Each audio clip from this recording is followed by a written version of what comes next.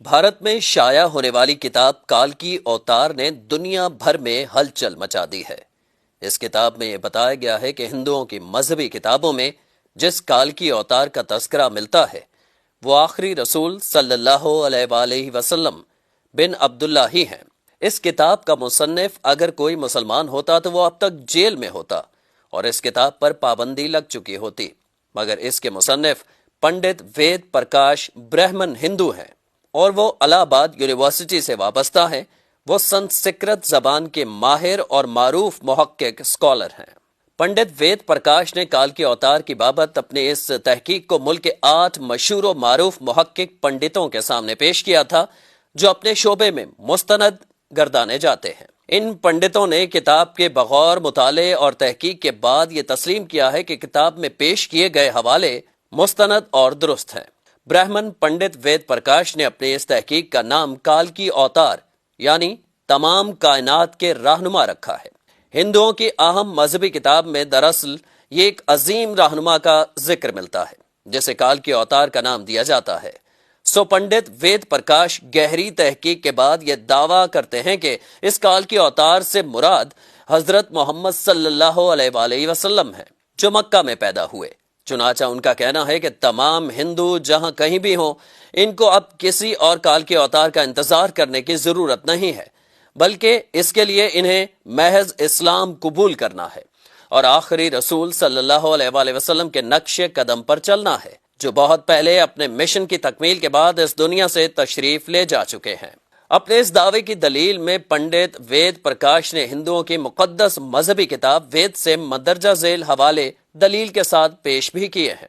Number 1، Veda کتاب میں لکھا ہے کہ کال کے اوتار بھگوان کا آخری اوتار ہوگا جو پوری دنیا کو راستہ دکھائے گا۔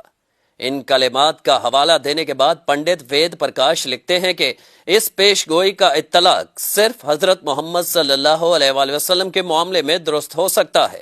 نمبر 2، ویدوں کی پیش گوئی کے مطابق کال کی اوتار ایک جزیرے میں پیدا ہوں گے اور یہ عرب علاقہ ہی ہے جسے جزیرۃ العرب کہا جاتا ہے۔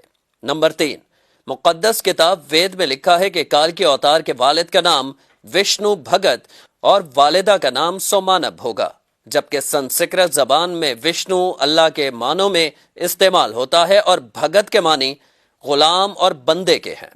چنانچہ عربی زبان میں وشنو بھگت کا مطلب اللہ کا بندہ یعنی عبداللہ ہوا اور سنسکرت میں سومانب کا مطلب امن ہے جو کہ عربی زبان میں آمنہ ہوگا، اور آخری رسول صلی اللہ علیہ وآلہ وسلم کے والد کا نام عبداللہ اور والدہ کا نام آمنہ ہی ہے۔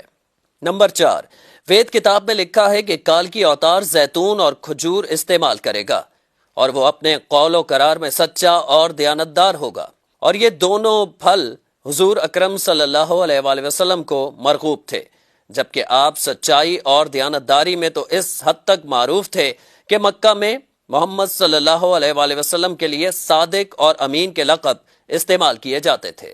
نمبر 5، وید کے مطابق کال کی اوتار اپنی سرزمین کے معزز خاندان میں سے ہوگا، اور یہ بھی محمد صلی اللہ علیہ وآلہ وسلم کے بارے میں سچ ثابت ہوتا ہے کہ آپ قریش کے معزز قبیلے میں سے تھے جس کی پورے عرب میں عزت اور شام و عراق میں پہچان تھی۔ نمبر 6، ہماری کتاب کہتی ہے کہ بھگوان کال کی اوتار کو اپنے خصوصی قاصد کے ذریعے ایک غار میں پڑھائے گا۔ اس معاملے میں یہ بھی درست ہے کہ محمد صلی اللہ علیہ وآلہ وسلم مکہ کی وہ واحد شخصیت تھے جنہیں اللہ تعالیٰ نے غار حرا میں اپنے خاص فرشتے حضرت جبرائیل کے ذریعے تعلیم دی۔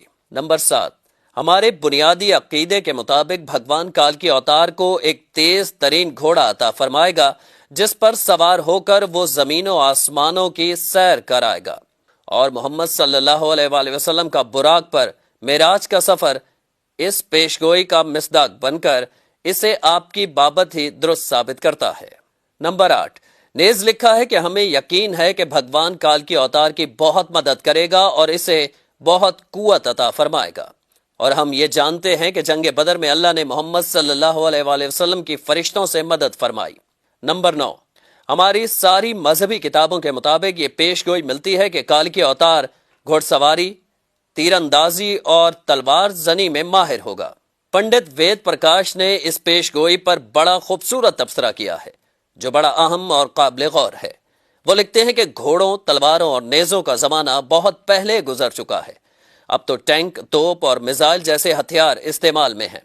لہٰذا یہ عقل مندی نہیں ہے کہ ہم اس دور جدید میں تلواروں، نیزوں اور برچھیوں سے مسلح کال کے اوتار کا انتظار کرتے رہ جائیں۔ حالانکہ حقیقت یہ ہے کہ مقدس کتابوں میں کال کے اوتار کے واضح اشارے حضور صلی اللہ علیہ وآلہ وسلم کے بارے میں ہیں، جو ان تمام حربی فنون میں کامل مہارت رکھتے تھے۔ ٹینک، توپ اور میزائل کے اس دور میں گھڑ سوار، تیغ زن اور تیر انداز کال کے اوتار کا انتظار نری حماقت ہے۔ اس کو اتنا پھیلائیں کہ ساری دنیا کے ہندو کلمہ پڑھ کر اللہ تعالیٰ کے حضور سچی توبہ کر کے جنت میں جانے والے بن جائیں۔ کم از کم اپنے دوستوں کو ضرور بتائیں۔